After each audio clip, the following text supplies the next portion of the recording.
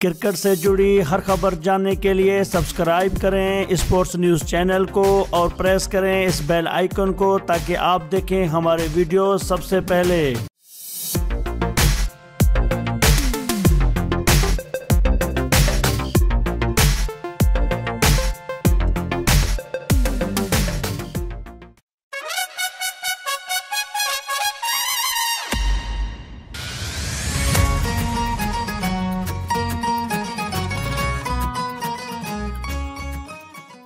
अस्सलाम वालेकुम नाजरीन कराम। नाजरीन PSL 3 एडिशन के लिए 3 फ्रेंचाइज ने वीडियो एनालिस्ट की जिम्मेदारियों के लिए IPL के साथ काम करने वाले प्रोफेशनल से रब्ता करने का इंकशाफ हुआ है।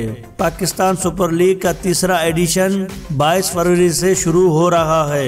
6 फ्रेंचाइज में से 3 फ्रेंचाइज ने वीडियो एनालिस्ट की जॉब के लिए भारत से ताल्लुक रखने वाले प्रोफेशनल एनालिस्ट से रब्ता किया है। इस्लामाबाद यूनाइटेड, लाहौर कलंदर्स और मुल्तान सुल्तान्स ने IPL के साथ काम करने वाले प्रोफेशनल वीडियो एनालिस्ट को तीसरे एडिशन के लिए अपने साथ काम करने की पेशकश की है।